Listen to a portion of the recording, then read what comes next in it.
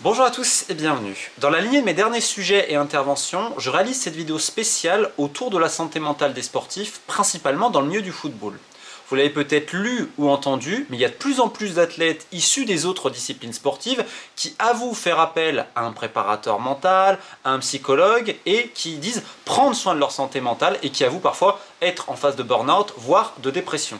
Dans le milieu du football, ça reste encore un tabou. Alors, c'est vrai que dans le milieu britannique, on en a parlé, notamment avec Clark Carlisle et tant d'autres. Le suicide, on se rappelle, de Graham Speed, l'ancien international gallois. On peut également parler du milieu allemand avec le suicide de l'ancien gardien Robert Enke. Et donc, régulièrement, on a quelques sujets et c'est un petit peu moins tabou.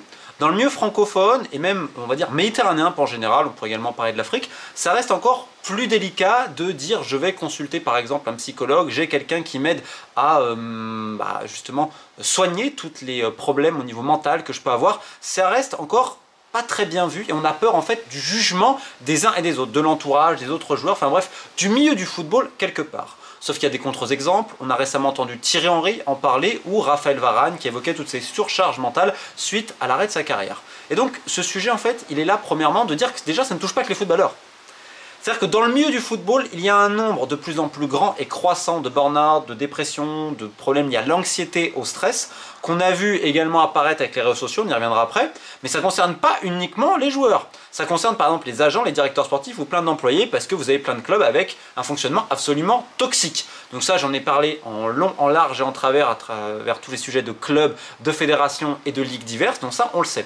Pourquoi les agents, vous allez me dire? Il y a un exemple tout bête, c'est qu'il y a la pression forcément financière. Et dans un milieu qui brasse autant d'argent et qui a une telle médiatisation, de fait, la pression, elle est permanente. Mais imaginez, vous êtes un agent qui gagne sa vie sans plus, mais vous avez un joueur qui a explosé. Vous le suivez depuis ses débuts, ça fait 6 ans. Et son transfert va potentiellement vous changer la vie. On parle de centaines de milliers d'euros de commission, voire 1 million.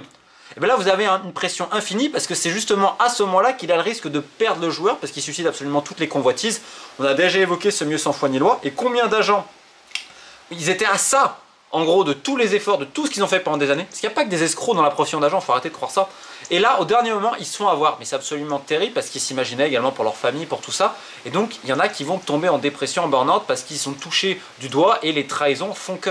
Et en fait, on va remarquer très souvent que c'est un problème d'ordre vie privée qui va altérer potentiellement la santé mentale de la personne dans le milieu du football. Bien sûr, il y a, comme je l'expliquais, les fonctionnements toxiques des clubs, des ligues, des fédérations, et il y a également toute cette pression sur les réseaux sociaux. Mais il y a avant toute chose la vie privée et les entourages. C'est-à-dire qu'il y a plein de gens qui, parce que vous êtes dans le milieu du foot, soit vous prennent pour une vache à lait, ou soit ont des rapports très ambigus et hypocrites avec vous, qu'à un moment donné vous dites, mais on m'aime par moi ou parce que je suis dans le milieu du foot et que potentiellement j'ai des accès, etc. et tout. Donc il y a quoi à un moment donné de devenir un peu paranoïaque, voire de péter les plombs. Et aussi parce que vous êtes, on va être très clair, une revenu à cash pour beaucoup. Et donc il y en a qui vont être déçus. Dans le même temps, c'est vrai qu'il y a des entourages de plus en plus grands, principalement chez les joueurs. Et tu en as qui vont se mettre dans des affaires absolument terribles. Et quelque part, ils vont t'engrainer dedans. Et donc en fait, le problème, il vient pas de toi, de ton milieu, de tes performances. Il va venir d'ailleurs. Et il va affecter potentiellement tes performances parce que tu vas y penser, tu vas pas être bien. Combien de joueurs ont dû régler des problèmes liés à leur entourage, leur famille, parce qu'à un moment donné, cette ascension sociale, tous ces accès, l'impunité et tout ce qu'on a pu parler, toutes les dérives, et bien à un moment donné, c'est le joueur aussi qui va devoir hériter de cela. Dans le même temps, pourquoi je parle de vie privée? Parce que des fois, tu as le joueur qui va partir complètement en vrille dans sa vie privée, ça va bouleverser l'équilibre qu'il a eu, familial, personnel, amoureux, amical, tout ce que vous voulez, et donc de fait, à un moment donné, il va devoir l'assumer. Parce que très souvent, le joueur, il est protégé. On le protège de tout, mais à un moment donné, il va se prendre la réalité en pleine tête. Et justement, quand on parle de santé mentale, on a tendance à pas trop l'aborder quand on est jeune. Et vu qu'on va tout couvrir, tout laisser passer, les dérives ici là, qu'à un moment donné, ça peut être le cas. T'es un peu moins bankable, t'as une blessure, t'as ci, t'as là, et là, tu vas te le prendre en pleine tête. Et justement, la vie privée, les écarts que tu peux faire, les dérives, à un moment donné, eh ben, ça va t'affecter aussi. Et là, il y a plusieurs manières de lutter contre cela. Ça peut être un burn-out, une dépression, comme je vous le dis. Aussi une anxiété au stress avec les réseaux sociaux. Parce qu'il ne faut pas croire, beaucoup de joueurs, et surtout les entourages, regardent ce qui se dit, principalement sur Twitter, aujourd'hui X. Et même quand vous ne regardez pas, on vous les envoie. Ça vous donne un peu des pulsions négatives, etc. et tout. C'est pour ça que les réseaux sociaux ont accentué, quand tu parles à tous les spécialistes, les problèmes de santé mentale liés aux joueurs. Certains vont dire oui, mais il y a de plus en plus de matchs. C'est pas qu'il y a de plus en plus de matchs, c'est que là, ils sont de plus en plus rapprochés, par exemple, sur cette première partie de saison. Et que, comme Varane le disait, et comme tant d'autres, quand tu es sportif de haut niveau, tu vis des choses que les autres ne vivent pas. Et aucun être humain n'est préparé à ça. À avoir 60 000, 70 000 personnes, les acclamer, avoir une adrénaline pareille, les poussées d'émotions que tu as, sont absolument incroyables. Par exemple, quand après tu vas connaître le banc, tu vas moins bien jouer, etc. Plus les critiques, tu vas tellement descendre, c'est tellement les montagnes russes que c'est pas bon pour ton équilibre, pour ton organisme et pour ta santé mentale. Alors, il y en a qui arrivent à le compenser, qui ont des objectifs, chacun ensuite sa personnalité.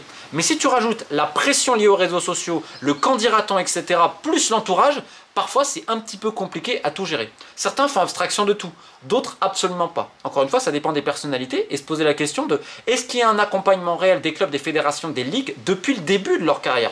Parce que souvent, tout est beau, tout est rose. À un moment donné, tu vas t'arriver à un problème, un transfert qui se fait pas, les déceptions, les trahisons de vie privée, de vie professionnelle. Tu te rends compte que ce monde-là, il est absolument pas rose. Il y a ce choc entre la réalité et ce qu'on t'a raconté, ce que tu imaginais quand tu étais petit. Plus ton évolution personnelle qui parfois, tu as tendance à t'oublier. Ce qui fait qu'à un moment donné, tu vas prendre un mur. Et comme je le disais, il y a plein de choses. Aujourd'hui, on a des mecs qui se disent, ou des femmes, je suis préparatrice mentale, je suis préparateur mental. Il y en a qui font du super boulot. Je peux penser à Joël Héraclite, par exemple, en Côte d'Ivoire, qui est en train justement de faire un petit peu changer les mentalités et de montrer que c'est important, notamment ta gestion du stress, du bien-être, de l'anxiété. C'est pas uniquement pour gérer des cas de dépression, burn-out et tout. Mais il y en a d'autres qui vont en fait se servir de ça et qui vont se comporter comme des gourous et qui donc ensuite vont être indispensables aux joueurs, vont s'accrocher comme une sangsue, notamment pour lui récupérer de l'argent. Et donc tu as aussi dans ce milieu-là, c'est triste mais c'est comme partout ailleurs, pas mal d'escrocs. Dans le même temps, tu as les clubs souvent qui vont négliger cet aspect. Alors pas tous, encore une fois, il y a quand même une évolution à ce niveau-là, il y a aussi une prise de conscience, mais quand un joueur des fois va mal, on le laisse. Surtout en fait si ça marche, s'il est bankable.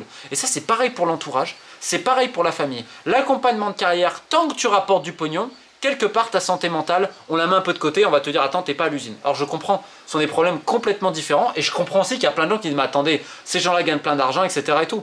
Je t'ai rappelé que le football, vous avez une infime minorité de millionnaires et la plupart ce sont des galériens. Ce sont des mecs qui vont gagner peut-être comme vous et moi, qui vont essayer d'arpenter, qui vont aller de pays en pays, de division inférieure en division inférieure. Ça c'est la réalité du footballeur. En grande majorité, c'est pas un long fleuve tranquille. Alors évidemment, nous on va parler des grandes stars, etc. et tout. Et ils ont une vie complètement différente des nôtres, avec des problématiques différentes, des pressions différentes. Alors vous allez me dire, c'est vrai, ça rappelle ce que Shaquille O'Neal disait, c'est un grand joueur de basket. Il avait fait un très bon match à New York, et son père il lui dit, écoute, Shaquille lui dit, ouais, j'arrivais pas à gérer la pression, je jouais contre Patrick Ewing et tout. Son père lui dit, ok, tu reviens fils. Donc il prend un jet, un avion privé, etc. Il arrive voir son père, il dort un petit peu, et il le réveille à 4-5 heures du matin. Et Shaquille O'Neal, quand il raconte l'histoire, il dit, on est en voiture, et il dit, mon père, si il te parle pas en premier, tu n'entames pas la conversation. Et là, Shaquille O'Neal l'entame. Son père, il le regarde et lui dit, comme ça, tu as eu la pression hier? Ok. Et puis, il dit, vers 5h30, 6h du matin, il s'arrête sur un bas-côté, il éteint les feux de la voiture et ils attendent. Tu dis rien, tu dis rien. Et vers 6h, 6h30, le jour se lève, et en fait, d'une tente, tu as une famille, le papa, la maman et les 2 enfants qui sortent. Et il le regarde et lui dit, tu vois, fils, lui, il sait pas s'il pourra nourrir sa famille aujourd'hui, s'ils auront assez à manger aujourd'hui. Toi, tu me parles de pression parce que tu as joué un match de basket? Vous allez me dire, c'est peut-être autre éducation, autre génération et tout, mais ça fait aussi relativiser un petit peu. Et des fois, comme je dis, les joueurs de foot sont dans une telle bulle, et on les met dans une telle bulle de manière volontaire pour les traire, vous savez, comme des petites vaches à lait, parce qu'il y a plein de gens mieux qui en profitent, souvent les familles, les clubs, etc. et tout. Je rappelle, l'argent fait pas tout non plus. Il y a notamment ces problèmes de vie privée, d'autres qui n'arrivent absolument pas à assumer leurs problèmes d'anxiété liés à la trop de compétition, liés aux réseaux sociaux, liés au qu'en dira-t-on. En fait, tout est différent. Et qu'est-ce qu'on font réellement les clubs, je répète, et les entourages?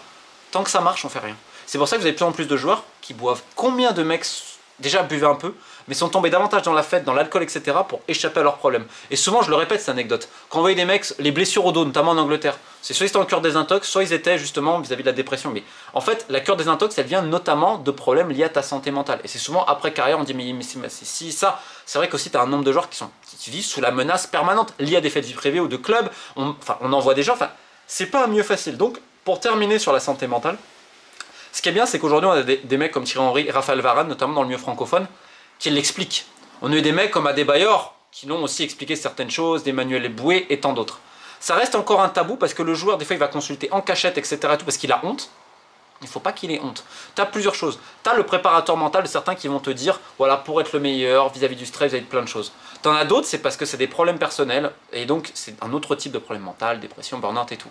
Mais ce que je veux dire, c'est qu'on est dans un milieu qui est tellement toxique, et qui ment tellement aux gens, donc pas seulement au grand public, mais également à ses propres acteurs, à ses agents, ses intermédiaires, ses joueurs, ses familles, ses employés. Je pense aussi également à tous ces employés-là qui avaient une pression terrible, on l'a vu à Niort, à Bordeaux, Paris Saint-Germain, à la Fédération Française de Foot, enfin bref, on peut en parler partout dans le monde entier, que en fait, eh ben, ça existe réellement. Il ne faut pas toujours croire ça. Et je pense le fait que les gens ne sont pas préparés, et donc l'accompagnement pour tous ces gens-là, il est plus difficile, ils ont tendance à improviser, et malheureusement pour beaucoup, fuir et échapper à tout cela par des choses qui sont en fait encore plus néfastes pour eux et leur corps. C'est ce qu'on a vu en Angleterre dans les années 2000-90. Aujourd'hui, c'est vrai que les clubs ont tendance à mettre des structures, mais il faut le rappeler depuis la base. Non, le monde du football n'est pas tout rose comme tous les autres, et il est important surtout de parler vrai aux gens et surtout aux futures générations. Oui, tu peux te sentir mal, c'est pas parce que tu es footballeur, tu gagnes machin, tu as des problèmes comme les uns et les autres. Je vous donne un exemple tout bête. Moi, j'avais un pote, à un moment donné, la maison familiale, elle a brûlé, etc. et tout.